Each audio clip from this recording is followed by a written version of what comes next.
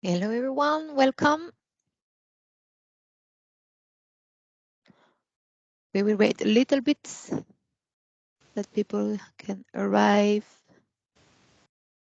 Hello. Hello. Hello. Hello, welcome.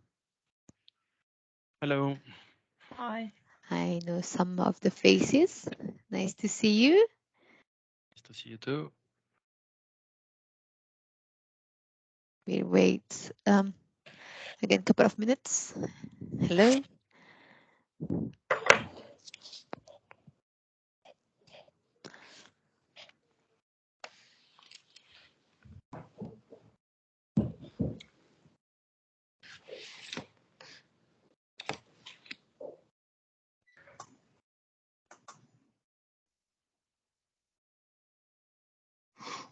Bonjour, bonjour. Bonjour.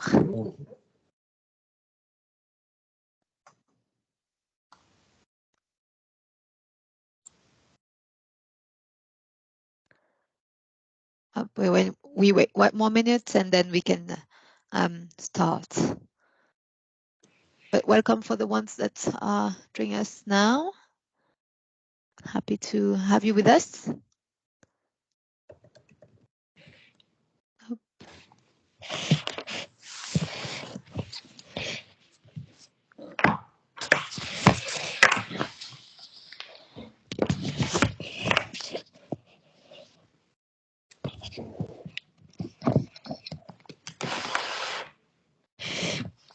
Today we will have basically like a presentation, but mostly will be like Jérôme Raguin will give us contents, experience, expertise, and then we would like to take time to have a discussion with you. So not just question and answer about what Jérôme will say, but also like discussing the topic, because it might be a bit opaque and not very clear in general. So please take the opportunity to just ask all your questions.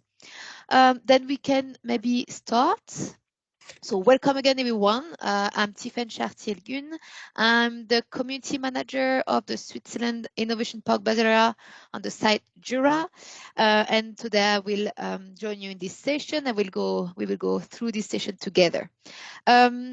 I'm happy we are giving the floor to one of our residents, Jérôme Raguin, with his co-founder, Osge. So welcome and thank you for doing this presentation to the audience. I'm very glad to give you the floor on this topic, because I think everyone is interested in a way, and it's very, very important nowadays to implement this ESG area in our companies, but sometimes it's just a bit difficult to know where we can start and how to start and what tool we have and what law exists. So thank you for doing this this presentation to us. I wanted to share with you a quick video about the site Jura, because I think the best way to show what we do and where we do and what we offer is to show directly the place. However, to avoid lag and avoid maybe like a video which is not the best quality ever, I prefer to send you the link to our website that the video is there in perfect quality. Just keep in mind, I'm here at your disposal if you have any question about the site and the Basel area park. I will be very glad and happy to answer your question. So please do not hesitate. Just maybe, so I will put in the chat right now the website that you can also find general information about our Switzerland Innovation Park Basel area. And also just a quick overview of the site Jura, which is as a focus, we have mainly medtech, digital transformation, industry 4.0, but also digital health.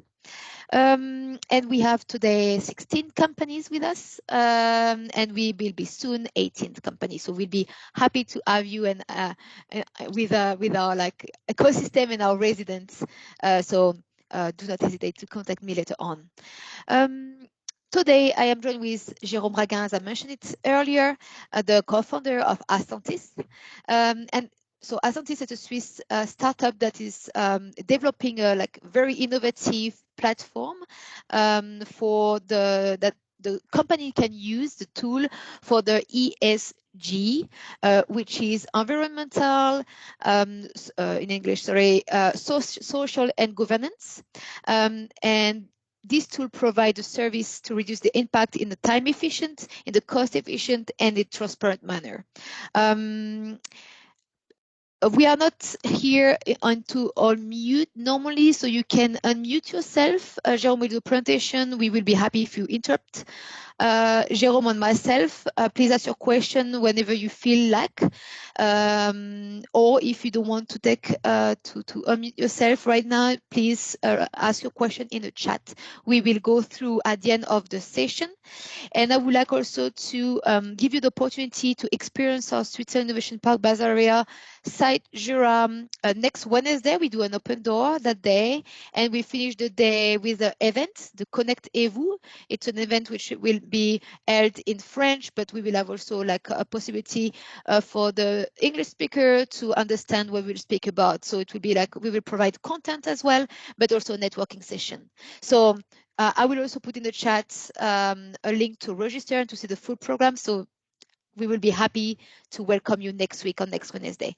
Now I stop speaking and I let Jérôme taking the floor, please. Jérôme, I let you take over. Thank you very much, Stéphane. And yeah, I've got to say we're very happy to be at the site in the Jura site in Kourou. It's a good community, and you really get everybody together as often as possible for breakfast, apéro, or a whole bunch of sessions. So we really enjoy that. Hello, everybody. I'm Jerome. We actually have a co-founder as well, Özge, who is also with us. And yes, so Tiffen was very kind to give us this platform, really, this open mic for us to tell you about ESG. It's something that we are obviously passionate about. And we've actually organized this session today in 3 different parts. So the first one is we'll go over some sort of overview of ESG, a bit of a history, what we mean by ESG. A bit more technical than on the legal and regulatory aspects around ESG, especially for Switzerland, but not just. And then the third aspect is, okay, we're on the same page as to what it means. We're on the same page from a legal standpoint, what is important to look out for. Now, how do we get started with ESG? I realize that on this call, there's probably people from different backgrounds, different industry, different kind of level of maturity on that topic. Some of you probably quite advanced. Some of you maybe, not or might not be directly relevant. So we've tried to kind of cater for all that. But as Stephen said, please, if you have any question, or if you actually, even if you have an input, if you want to say, Jerome, absolutely not, or the other way around, Jerome, you completely agree. We've had the same sort of experience. That'd be wonderful if you could pitch in to keep this flowing like that. Before we get in, just really briefly about Ascentis, just to set the scene and so that you know who we are. So Tiffen did a very good overview. We're building a platform to automate the analysis of the ESG performance of a company. So the idea is that very simply, you upload a bunch of internal documents, the documents that you have already within the organization. And using our platform, we mine those documents and we extract just a very specific data points and information that we need to assess your performance and tell you, well, based on the documents you sent us, you do this really well, but we didn't see any evidence of something in this aspect or that aspect. So this is something that you should work on. And because we use technology, we can do this in a way that is simple for you. Basically, just upload the documents fast. You get the report back within hours or days. And accurate, because we don't make up things. It's basically what is in your documents and in your data. So that's about Ascentis, just to set the scene as well. So when we talk, we'll go into the legal aspects, but we're not a law firm, so the legal aspects are not legal advice.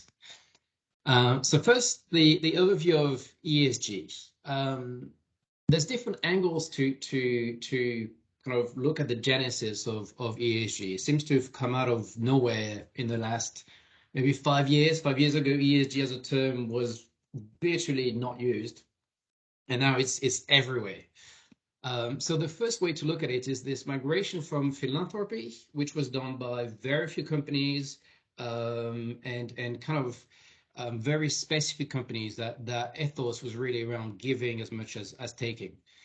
The next step was CSR. That was a bit more widespread, but also it was something that companies did as a side to their business. It wasn't core to their business. It's, yeah, we'll do a bit of this, and it'll keep everybody happy. So it's great, and it's still there, but it really didn't take off the way everybody really wanted to take off. It was seen as a bit too soft, too goody. Now, ESG, on the other hand, has really taken off. And one of the reasons is it has taken off is because it is really incorporated in the business operations of a company. ESG isn't something that you do on the side like CSR, philanthropy. It really is something that is and should be core to a business. Another term that is used is sustainability, and that's, we think it's correct. I mean, it's not wrong to use sustainability, but quite often when people say sustainability, they mean just the green side of it, the E side. We see ESG as strategic sustainability. So I use sustainable across everything, across the E, yes, but also across the S and across the G. Is everything you do sustainable? The French word is very good, is durabilité, and there's also another French word which is really kind of is the same idea, is une entreprise pérenne. So is everything you're doing going towards really the stability and the longevity of your company?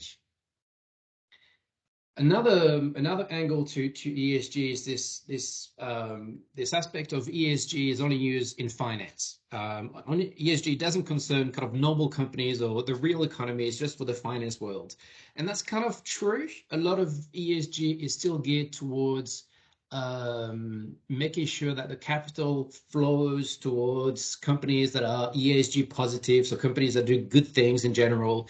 So there's still a lot of that, a lot of the ESG kind of ratings, for example, or the industry around ESG is really geared for the investment industry. But for us, really, ESG is key to the real economy. So in a way, our customers are really not the finance world. Our customers are normal companies and who have embraced ESG to really run themselves.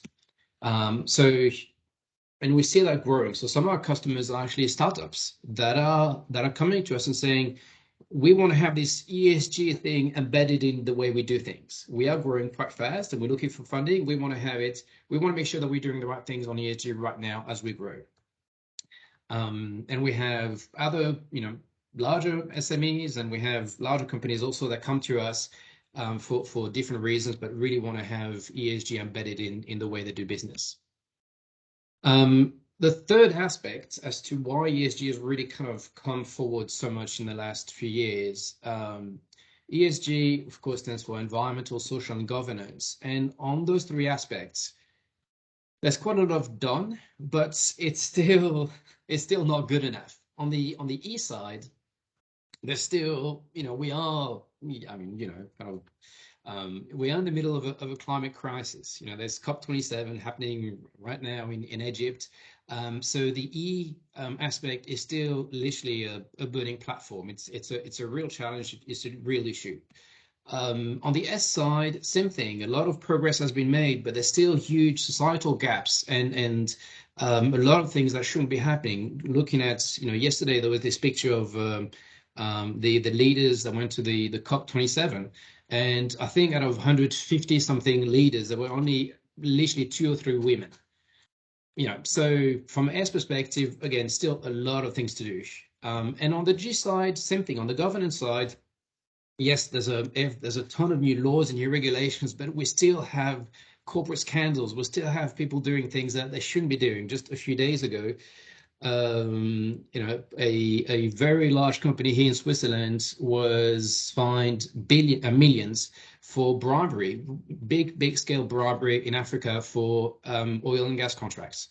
So there's a bit of that sense that all these things on the E, the S, and the G are still happening, and the the stakeholders, so that's kind of people at large, society, investors, customers and suppliers, kind of everybody says, okay, well, let's try. I only want to do business with people who try and improve things on all these different aspects. So that's also why ESG is really coming up, because all these issues are not going away. Now, going into a bit more the detail of the E, the S, and the G, I think we all have a certain idea, but the depth and the coverage of each of those aspects is really quite impressive. On the environmental side, for example, carbon footprint, everybody kind of knows about that. But we see customers looking a lot more into biodiversity, for example, or how they manage water. Even if they're not in kind of manufacturing, even a service company will actually start thinking about how they manage water, because it's the next frontier. On the social side, of course, diversity, but mental health is a huge topic at the moment. Or geopolitics, how does that affect your business? And on the governance side, yes, anti-robbery is kind of the obvious thing in this space, but data privacy is huge. Tax transparency also, we see that coming up more and more. So really, this is just a sample, but there's a huge number of elements that cover each of the E, the S, and the G. And when we do the analysis, we have 8 subdomains for each of those big domains. And in the end, we have 360 individual KPIs or indicators to measure a company's ESG performance. So you can see the depth that you can go to when you start looking at a company across 160 indicators. Now, I think there's just a certain points to emphasize that, and to make sure that we all kind of agree that ESG is important. This is an EY survey of CEOs, so that it's important for 82% of CEOs, which is reassuring. This is another one looking at finance leaders, and same thing, and they basically all agree that ESG is important. And the interesting thing here is not just governance, but which you would expect from finance leaders. Of course, governance is important, but also the environmental and the social aspect are important. This is from the investor view. So yes, 80% of investors believe that companies that have ESG initiatives are better opportunities for investment, basically. This is from a human resources perspective. In Switzerland, 52% of people would refuse a job if the company's ESG position basically wasn't aligned to their own. That's a huge number. So basically, half of the people that you'd be interviewing, and potentially half of the people in your company, care about your ESG stance, not just the financials and not just how great your product is, but actually care about your ESG stance. So that's something that wasn't the case, certainly not the case 5 years ago, and absolutely not the case 10 years ago. And finally, and this is maybe the most important for companies on this call today, ESG is critical in supply chain. So we speak to a lot of mid-sized organizations, a few hundred people who are part of the supply chain of much larger global organizations. So, Nestle's or those really big players. And Nestle is really, really under scrutiny, or any of those big companies is under scrutiny. And what they do is they put that pressure down to all the suppliers. So for Nestle to know how they perform on a certain topic, they really must know how they perform themselves, but they must know how their supply chain performs. And so it really is not surprising for us to speak to people with even dozens of employees, small companies, that say we have to answer all those questions, really detailed questions, and we don't really understand the question. We don't really know how to answer. But basically, those are ESG type questions that are being asked. And if you are in the supply chain of a large organization, and we'll see that a bit more later, if you export, if you work internationally, those are increasingly competitive advantages if you are showing that you really care and you're doing things on all these different topics, or that can really impact your business detrimentally. if you cannot prove that you're being active at least on those topics. So we've seen that a little bit, and we talked about this, the benefits of having a positive ESG position. And again, a ESG position in our perspective is trying to do the best you can in terms of the environmental aspects, the social aspects, and the governance aspects. It doesn't mean that you need to be perfect, but it's really trying to improve your standing in all those different aspects as you run your business day to day. The first one, and maintain and expand your market share. We're really seeing that with companies that, especially here in Switzerland, who said, we don't really compete on price anymore. We compete on quality. That's the first thing. And then after that, it's those softer aspects. And basically, when they say softer aspects, it's basically those ESG aspects. Hire and keep great employees. We've seen that 52% of people, for them, that's really, really important. Optimize access to financial services. We see it for large ticket loans, for example, but it's coming down to normal loans, for normal corporate loans, where banks are starting to look at ESG factors as a risk factor, and will not lend to companies that don't have certain aspects in place. Reduce risk and cost, and we'll talk more about the risks. And costs is, for example, this energy transition. A lot of companies are now looking at energy transition, not just because it's the right thing to do for the environment, but because from a business standpoint, from a financial standpoint, it makes sense. And finally, on the bottom line, really, and this is where we'd like, the message that we'd like to convey is that it's good for the long-term sustainability, viability of your business.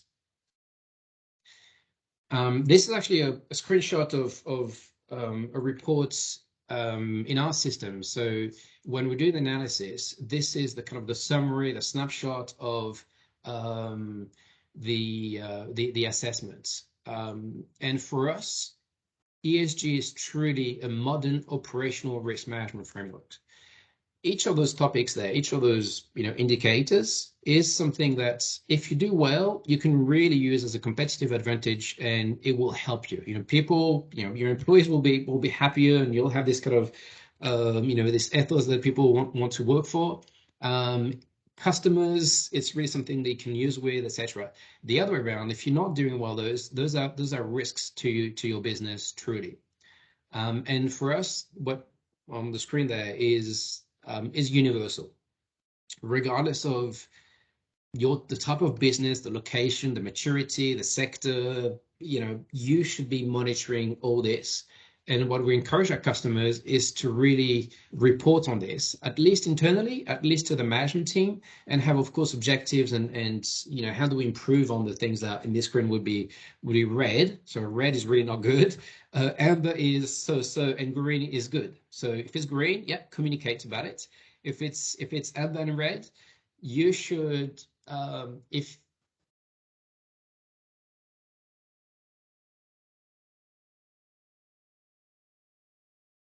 Jérôme, est-ce que c'est que moi qui ai perdu Jérôme dans la connexion? Perdu aussi. Ah, Jérôme, on t'a perdu quelques secondes. J'en profite du coup pour répondre à Harris. Harris, yes, we will share the slide, and then we also are recording the session, and we will send to you afterwards. Just a question on the way. Sorry, Jérôme, then we didn't hear the last minute, 30 seconds. Oh, sorry. So I'm back now, right? Yes, you are. Yes, good. So this is the scorecard, a scorecard from our system. So when we do the analysis, this is what we play back, and when we give back to the customer based on, again, the data they gave us, we say, okay, well, this is what you look like at the highest level. And of course, we go into a lot more detail, but for us, this is universal. Regardless of the size of the company, it could be 10 people or 1,000 people, regardless of the sector, regardless of the industry, regardless of the maturity of the company, these are things that really should be on your radar. It's presented. Sorry, was that a question or? No, noise. But I will have a question about this table before you change the slide. Okay, cool. So just a bit more there. So this is really universal, and in this case, this is an example, right? So this is a fictitious example. The items in red are the ones that are not good, and you should really improve on. The items in amber, orange are the ones that are okay, but you should again improve on. And the ones in green are the ones that you do really well. And those you should be proud of, and you should communicate. Yeah, Tiffany? Yes, there's a question from Harris again. How are these numbers erasing? Okay, so the way we do it is we basically analyze your documents. And so there's different ways those will come. But for example, you might we'll calculate some of them. So, for example, the carbon footprint, we can calculate that for 2. For the other one, if you do, employee satisfaction, for example, then, we'll use your score and present here. Or some other ones, we also, for example, number of women in leadership position, we can calculate this, right? We'll take your HR data and we know from your HR data if they are, women in leadership position. So this is the information that you should capture and present. So in this case, this is, we do it, but this is any company, regardless of kind of with us or not. This is an example of a scorecard that you really should have as an organization.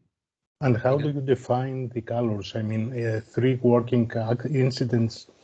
If my goal is to be 0, then should not be green, should be red.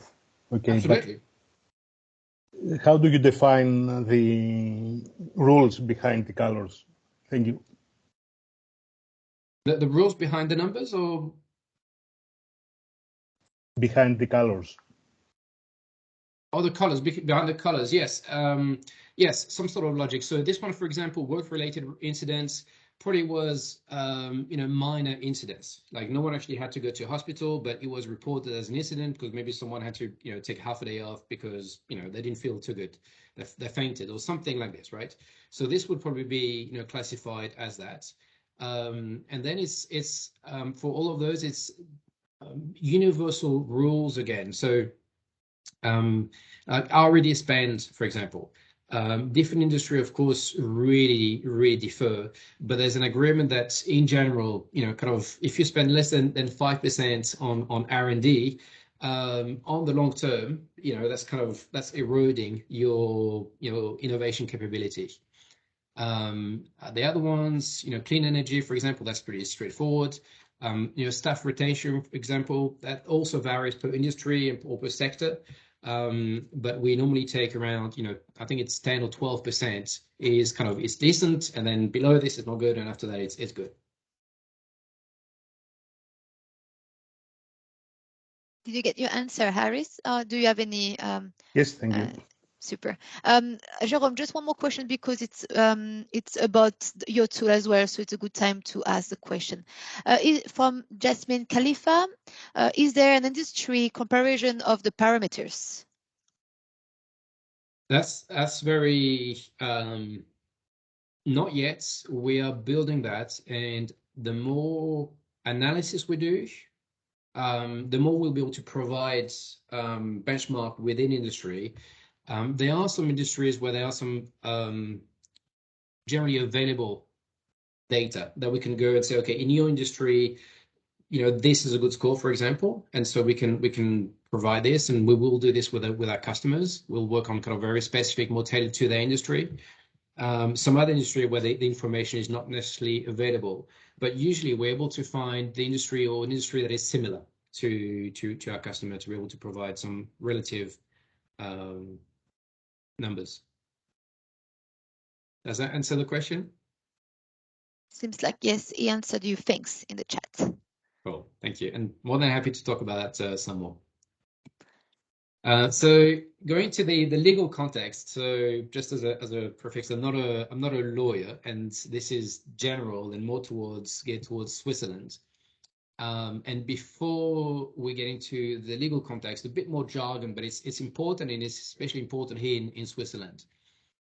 So there's 2 terms that appear quite often in this space, in sustainability and the ESG space. It's materiality and double materiality, and the other one is externality.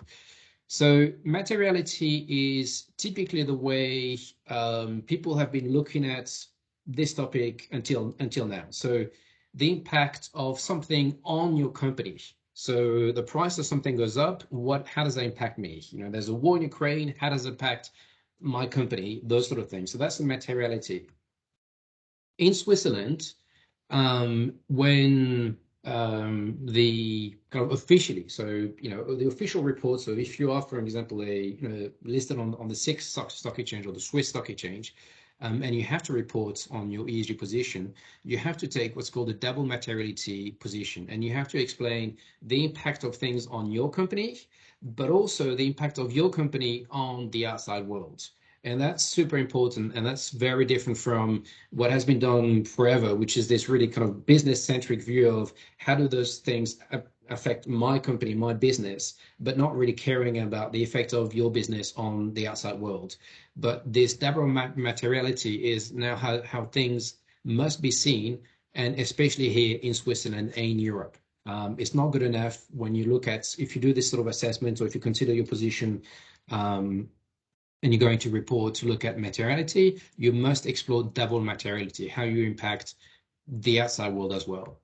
And that impact on the outside world is called externality. So, and it's something that can be either positive or negative, but it's something that you do that doesn't affect your company, but affects the outside world. So a typical example is a manufacturing site that pollutes a river. So dumps something in chemicals in a river, that river flows down. So the chemicals don't actually really affect you, right? Because as soon as they're in the water, they go down, but they affect people downstream. So that's kind of that would be a negative externality, something that you do. So I don't care, it doesn't affect me, but it affects other people. And that's also something that must be taken into account now, is really thinking about those things that you do that affect other people. In a different domain, but also kind of easy analogy, is kind of buying something, there's a whole discussion around fast fashion, for example, and the impact on waste. And I throw something here, it doesn't really impact me, but it will impact someone somewhere where they'll be they'll have all our waste from all these different things. So double materiality and externality is really something that you need to look at and consider if you do, and when you do this sort of assessment of your organization. Now, ESG is getting some teeth. So until now, it was something used to rate companies in the financial industry, and something that some forward-thinking companies said, okay, let's really look at it. But it really is starting to be a lot more than that. So this is actually DWS, so a subsidiary of Deutsche Bank, actually got raided in Frankfurt. So there's 50 officials done raid on their office because they had said something in the prospectus, like all the investments are vetted in this way for ESG aspects, and it wasn't the case. So not sort of trading fraud or anything, but something that they said in the prospectus, and they literally had a dawn raid. So it is getting very serious. Granted, it's Deutsche Bank, and it's kind of, but just to say that those things are taken seriously. In Switzerland, there's been initially slow, but it's really, the pace is clearly accelerating. There's more ESG related pieces of law coming along, and they're all deeper, and they're all clearer and more precise. And so there's more than this, but just to give you an idea of the scale here, 2011 was the Swiss CO2 Act. That was broadly stating that Switzerland had to manage the CO2 and put some pressure on some of the big emitters, for example, large industry that really emitted a lot of CO2, but fairly broad. And that's on the E side of things, right? 2013, the executive base, the MIDA initiative, which put an oversight on board and executive compensation with certain rules around bonuses, when they can be paid, and if an executive is being dismissed, there's you cannot give them golden goodbyes and that sort of thing. So that's on the S side of things. 2017, Switzerland ratified the Paris Convention after the COP 2015 in Paris. And that's, again, fairly vague, but 2019, we get more precise. So the net zero emission really in the Constitution by 2050. So again, on the E, and then on the S, gender equality in 2020. And then even more, just a month later, wage equality. And you see, we're getting a lot more detail, and we're going down in terms of just applying to really big organizations to applying to a lot more organizations. So companies with more than 100 employees must do quite a lot of things around pay gap and pay parity in a very structured way, and that's truly the way things are going. At the end of 2020, there was a big referendum, the Responsible Business Initiative, that was rejected by the popular vote, mainly because it was considered too broad and vague. So everybody was against it. Everybody has something against it, so it didn't pass. But what is happening, actually, the Swiss Parliament is pushing the same sort of results, if you want, but in small pieces through ordinances, one after the other. So there's constantly one or two on the go. And so there was a big one that happened just recently, changes to or addition of Article 964. I'm not going to go into details here, but just to give you an idea, so three main aspects. Transparency in non-financial matters, which basically is ESG. ESG is everything that is non-financial. And then more specifically, two aspects. So the extractions of mineral, gas, and timber. And the other one, due diligence and transparency obligations in relation to, again, just two aspects, minerals and metals and child labor. So this is just to give you an example of how things are getting more precise, and it's coming. And the second, JNI, it imposes obligations of due diligence and transparency. So you cannot just say, oh yeah, we don't do any of that. You have to prove that you've done due diligence, and that you now can really say we don't do it. And so you can see how it's getting kind of just more stringent and really teeth, not just vague statements. And there's more on the climate that is coming, and more on the governance as well. And there's new ones coming, like more than almost every quarter. I'll go through that super quickly, but just an example of this one. So for non-financial matters, the exact scope has not been described yet, but you have to report on CO2 goals. So not just your numbers, but the goals, social issues, employee-related issues, human rights, and corruption. So really, we are talking about the ESG topics, and then you have to report not just a beautiful marketing communication report with pictures and bold statements from the CEO, but you have to provide a description of your policies, explain the measures you've taken, prove that you understand the risks and the performance indicators. So how are you measuring it? And this is, again, just, I cannot emphasize that enough, but super, super precise, and not just the sort of reports that were happening until recently, very vague, happy people smiling and pictures of trees. But this is no people, and well, in this case, the government, but your stakeholders want to know what you're doing, and can you prove that you're doing those sort of things. Now, realistically, at the moment, we just discussed, this Article 964 is only applicable for large companies, or it's called companies of public interest. So that's typically listed companies plus any company in the financial industry, or kind of insurance and retirement and that sort of sector. But even if it's not a legal duty on your company, there's this social license to operate. There's this pressure to, not pressure, but if big organizations have to report on this sort of thing, that at some point it's going to trickle down to the rest of the other organizations, tier by tier, right? And so we see a lot of large private companies and smaller public companies and small organizations that say, you know what, I want to be ready for it, or I want to do it anyway. So we'll just kind of inspire ourselves, and we'll do the same thing for ourselves. And that's really what's, for us, any company that wants to demonstrate what we call, their stability, modernity, and leadership. We are a modern company approach where they look at truly generally what they're doing across all these different topics, understanding their activities, defining KPIs, defining targets, and reporting about it, at least internally within, say, the management team, for example. So they actually know what they're doing on these sort of topics.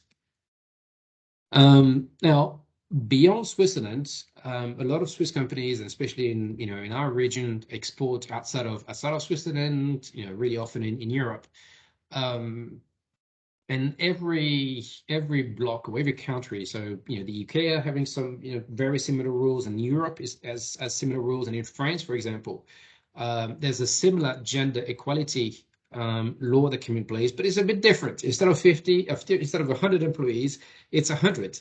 And instead of posting it somewhere, you actually have to publish it on an official government website for everybody to see. And again, if you are, this applies strictly speaking to French companies or companies with more than 50 employees. But if you're a Swiss company, but you do a lot of business in France, think about, what would your French customer want to? Like, you could really have your, you could go there, or if you have a French subsidiary, even if you don't have 50 people, it's just the right thing to do to be there. It's this social license to operate.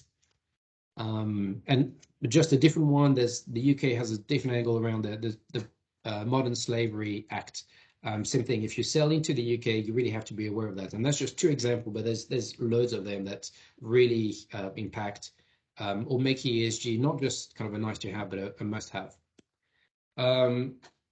I'm going to skip a bit on this, but this is a new directive coming into force, that just came into force, the CSRD, so the Corporate Sustainability Reporting Directive, that applies about 50,000 companies in Europe, because it applies to every company with more than 250 employees.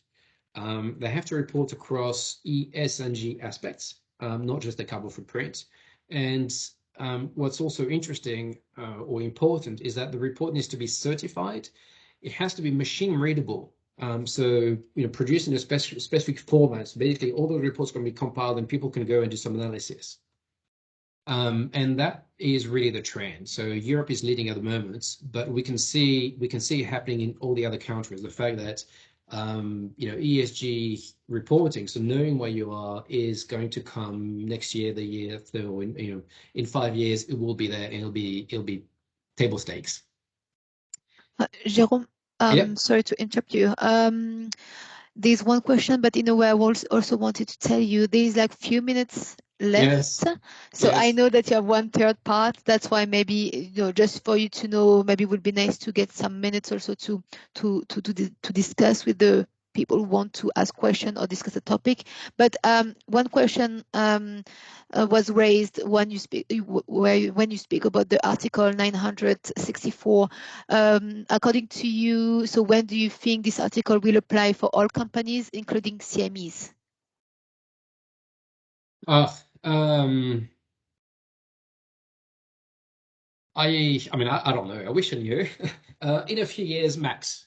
In a few years, it's going towards. It's taking this approach of the most impactful changes. So it's going for, that's why it's for minerals and oil extraction and kind of those sectors that are really that have a big impact. But once those will be on board, it will go down to the next one. So just like we see with the parity law in Switzerland, now it's not just public companies, but it's companies with more than 100 employees.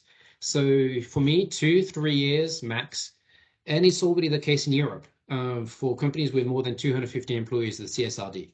So even if we know there's kind of the relationship between Europe and Switzerland is kind of a not a love-hate, but it's a but we do here in Switzerland, we do have to align with Europe because it's such a big trading partner. And so in a way, even unless your activities are purely in Switzerland, it's okay. But if you do any activity, if you have an office in Europe, you should really, and I would say kind of already applies to you if you have more than 250 employees, but 2-3 years, and it won't just be big public listed companies. It will be, you know, any company with more than 50 or 100 employees. Should we? I had so this third part was to kind of go, okay, how do we get started, or even more than how do we do it? But I think this one is fairly self-explanatory, and maybe I can, you know, we'll send that, right? So yeah, for the interest of time, because we already had time, maybe I'll skip that part. This was maybe Jérôme, because I guess this was the one very also interesting part. Like, I guess it's the one that's how to apply it, right? How to where to start, right? Yes, how to get started, and yeah. So I mean, I'm happy to continue, but you know. Yeah, maybe. Is there any question or maybe discussion, or maybe if someone would like to know now about this part, and we continue a bit longer, is anyone would like to jump in? Maybe I can ask something in advance. How somehow this is can be combined with the ISO 37000 governance of organizations. Could you illuminate a little bit more on that? Absolutely. So there's ISO, there's the one you mentioned, there's ISO 26000, which 36, is around the social 26,000, yes, correct. Yeah.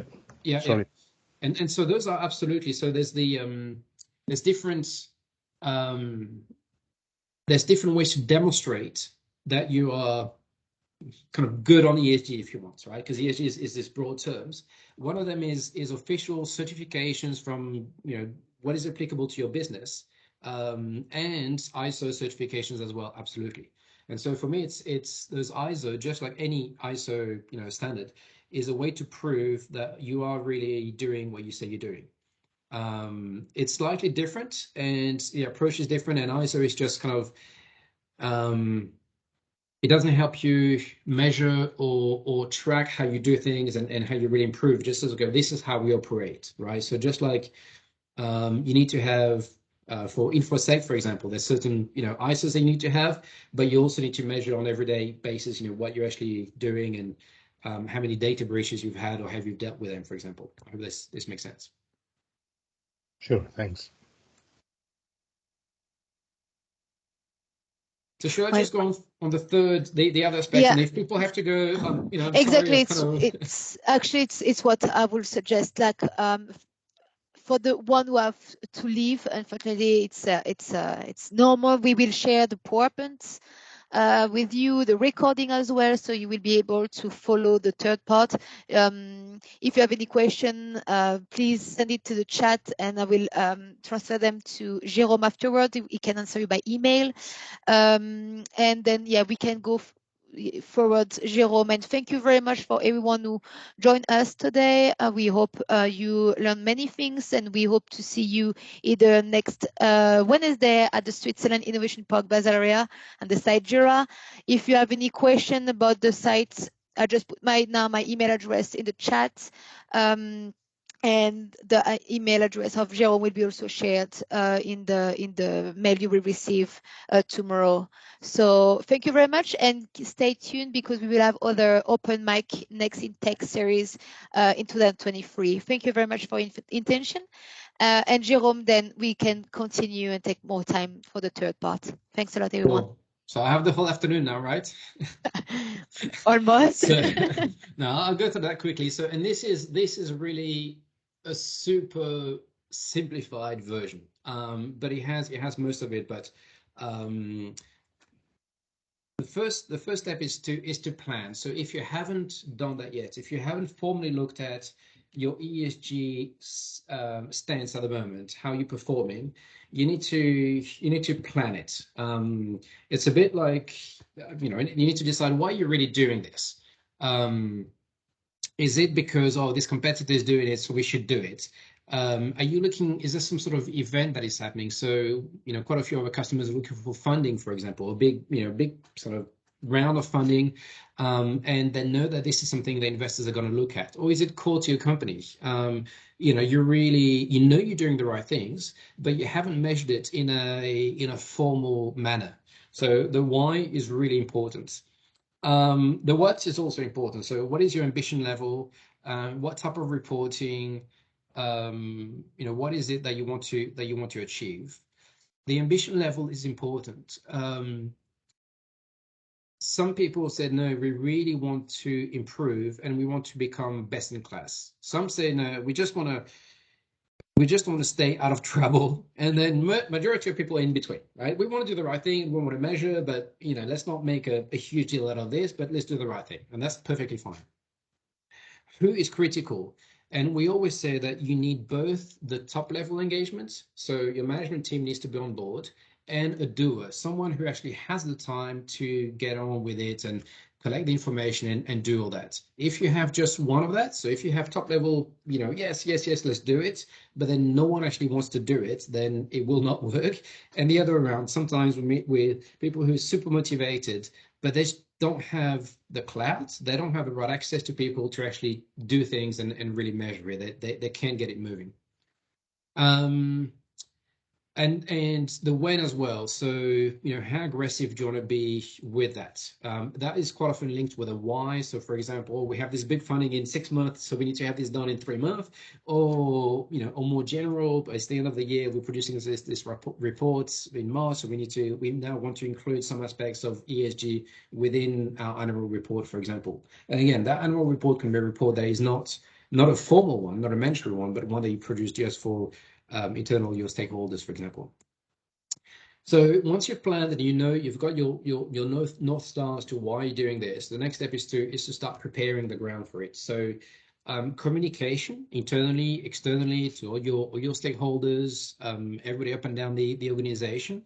That's the first step of also the change management.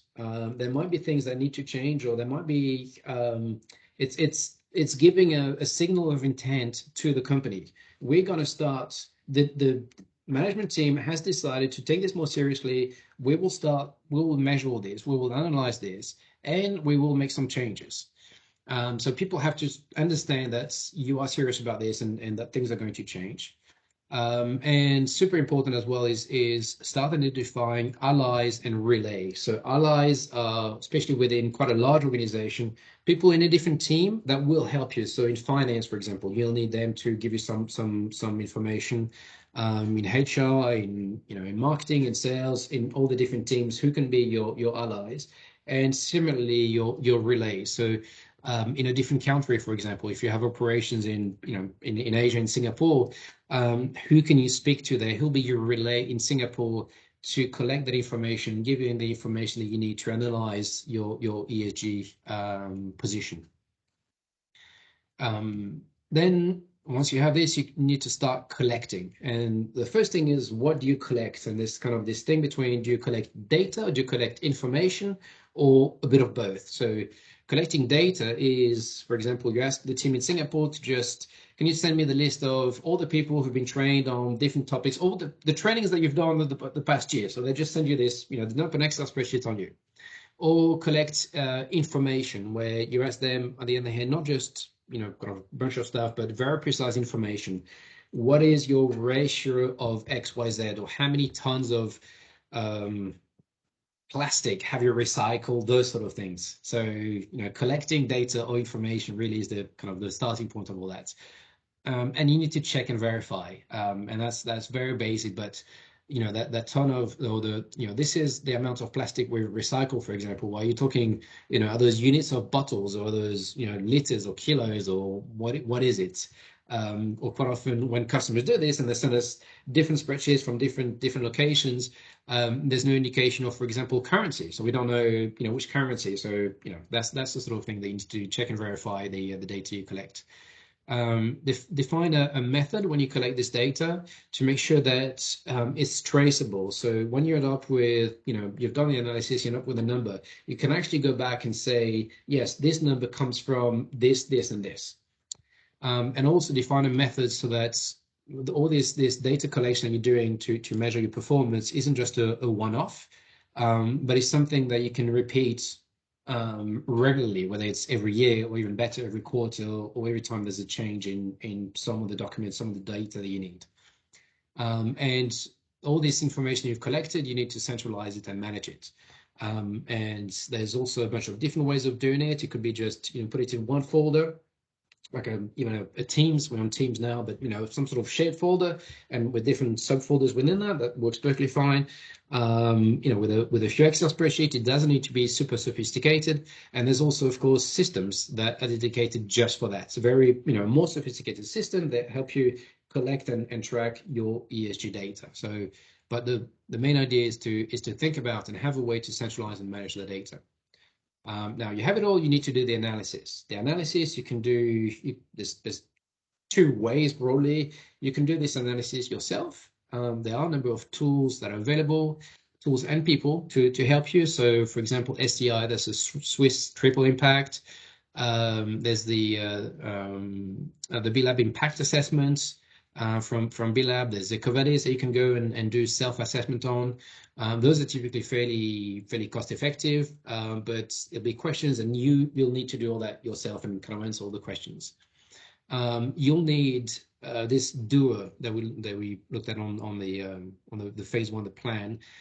Someone who's really going to have the time, the patience, the interest to do it. The B impact assessment took me 6 months to do.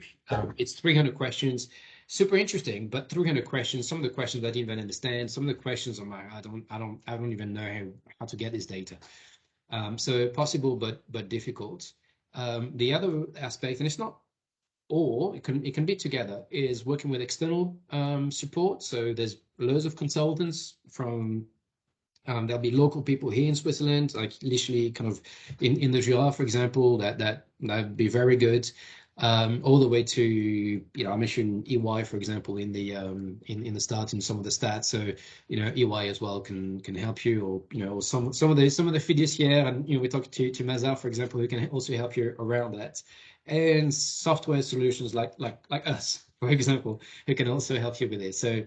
Different ways of doing it, and we're not here to preach one over the other, but bottom line is you have to analyze this information that you've collected to make sense of it and to have this picture of how you're performing. You have the analysis, now you have to report. Is it going to be an internal report or external? Is that going to go on your websites to really everybody to see, or external but just to some stakeholders? So for example, just for customers when you have an RFP. So and that depends. So that will influence what you actually present and what is in that report. There's also the decision of if you want to use a framework, or if you need to use a framework or not, a formal framework. So something like GRI, for example, or the new version of SASB, or one of those. So something that is kind of in a lot of cases mandated by, say, a stock exchange or some institution where you need to report.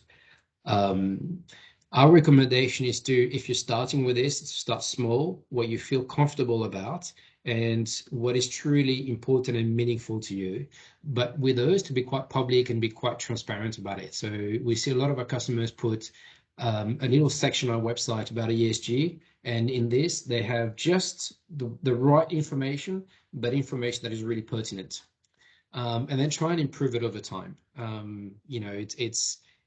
It is coming, and within a few years, as I mentioned, with the question that was asked, it will not be just voluntary reporting. A lot of that will be mandatory reporting, and if not by law, it'll be pure pressure from your customers, especially if you deal with kind of end users directly, and your larger customers who will ask you all those questions. I'm sure all of you have seen when you get tenders or RFPs. We've now had customers tell us that the RFP portion that relies on that refers to the ESG type questions is now, the weight for that is as much as the pricing or the actual solution that the customer puts forward. So very, very important. And all that is great, right? You have a report and to kind of publish it, that's great. But I mean, the bottom line really is to act.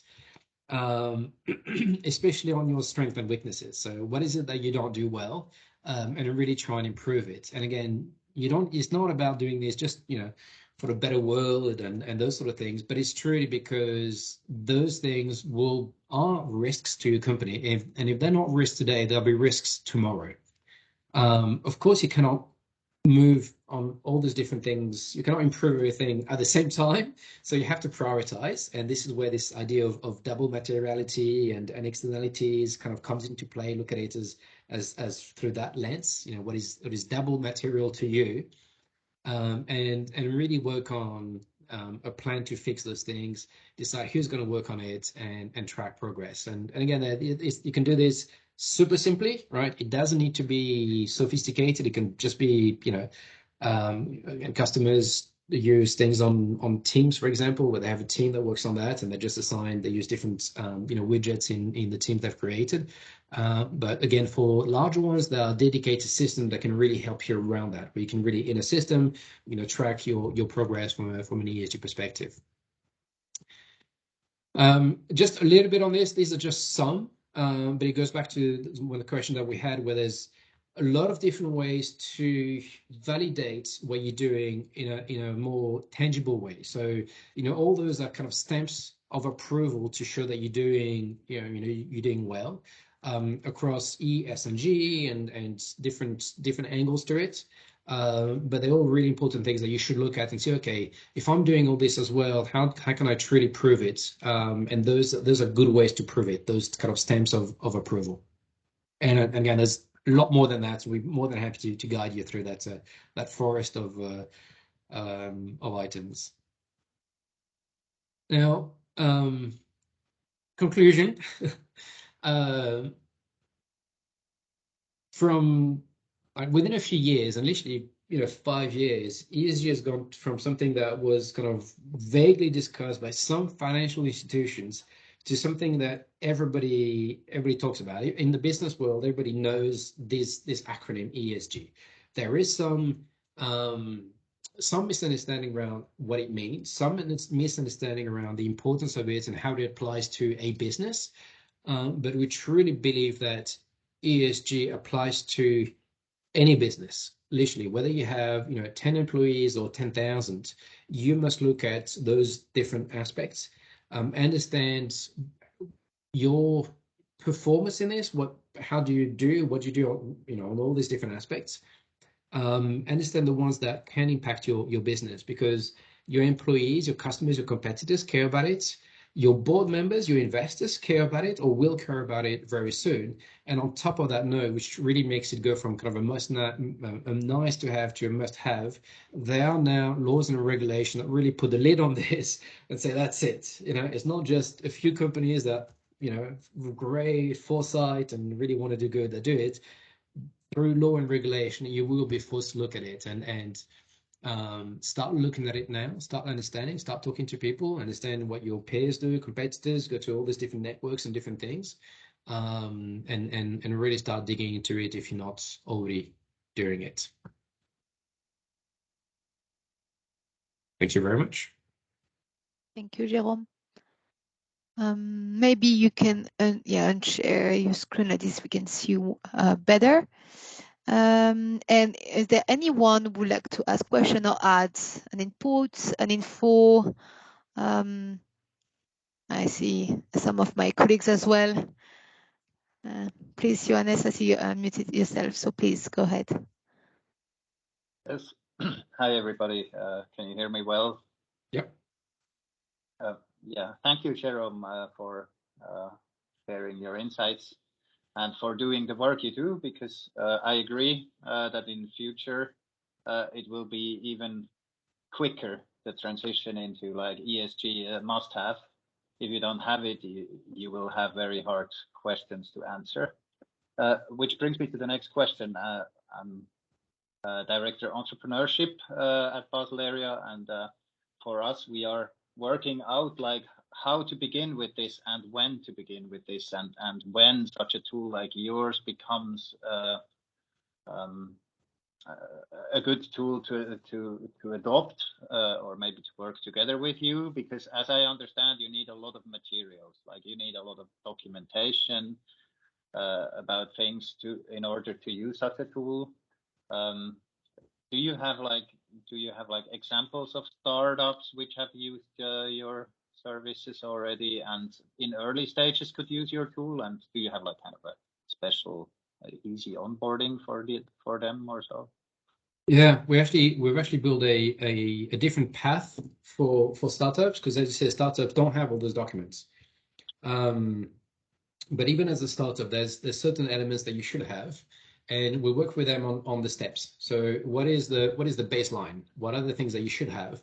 And for example, you're not expected to have a policy for each of those topics, but you really should have a document that states your position on these things.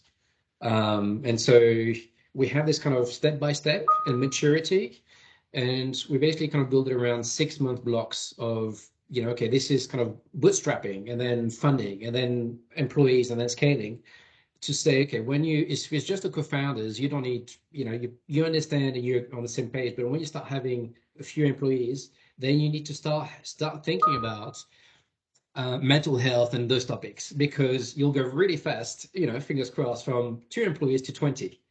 And it's really better to have those things, this whole message that people say, embedded in your NDA. And it's like, okay, I hear it, but what does it really mean? It's really the best to do that as you are small and you're still kind of the co-founders in the small group, and say, okay, what does that really mean for us? What is truly our ethos?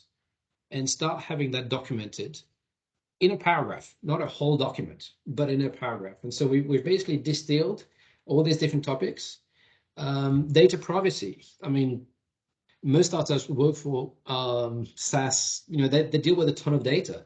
And as a startup, this is, it's almost worse, because, you handle customer data and you're not necessarily equipped for handling it. And so, so there's some aspects that truly are baseline. In a way, it doesn't matter, as long as if you are commercially out there, you need to have some aspects. So absolutely. So we've got this different path for startups, and more than happy to talk about it and present it.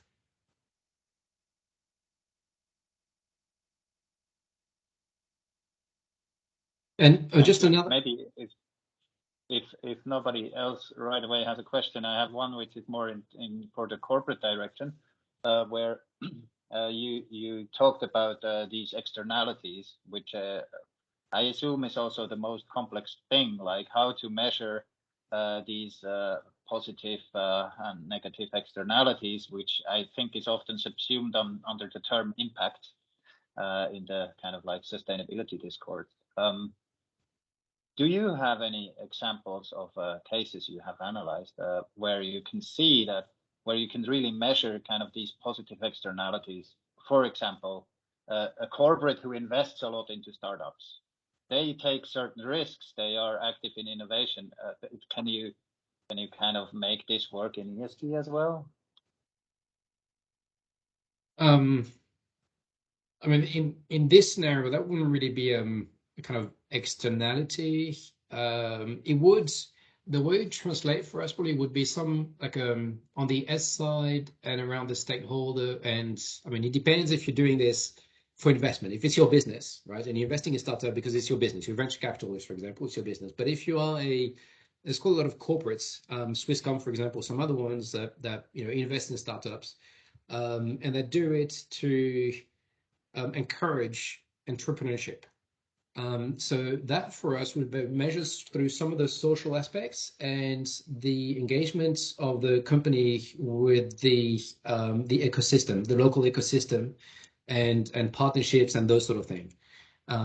So for us, it would have captured, one of the indicators actually is how do you encourage, how do you participate in your local ecosystem and support other companies? So we actually have something in this, which is especially valid for large organization. And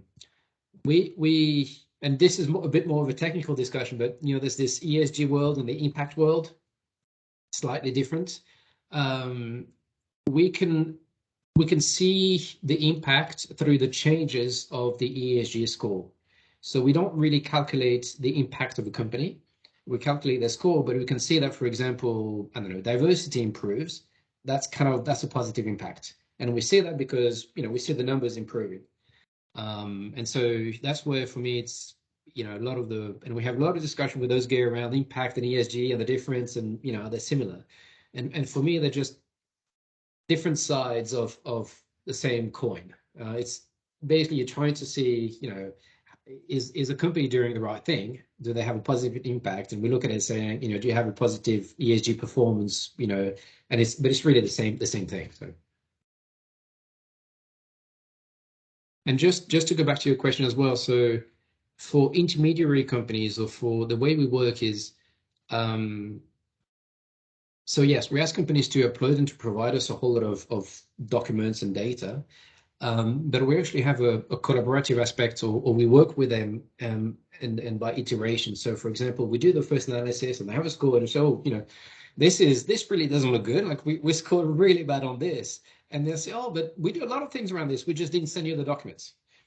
Okay, so they send the documents, and we can do the analysis of this. But also the other way around. Quite often, the gaps that we have are things that say, oh yes, yeah, we should do more on this. And so that's where they actually go back, and training is a fairly typical example where a company does do quite a lot on training, but they don't really capture it formally, which is, for us, it's kind of, then it's wasted, because to say that you do training is fantastic. And the main thing is, of course, to do training, right? To do things is the best thing. But the second thing is you must be able to prove that you've done it, because otherwise you might be, people might say, well, no, this is greenwashing. We don't believe it, X, Y, Z. And so quite often training, customers have zero information formal. They cannot prove us that they've done training. So we say, well, start capturing, again, whatever way, right? Even an Excel spreadsheet, or, maybe in the HR system, you actually should say who's been trained on what topic and when, and that sort of thing. Have a more formal training plan and say, yes, the new joiners will really be trained on this, every year, renewed on that, etc., etc. The sort of thing you have in a large organization, but for small organizations. So quite often, if the company doesn't have the information, that's actually perfectly fine, and it's actually a gap that they can then build on. Does it make sense, Johan?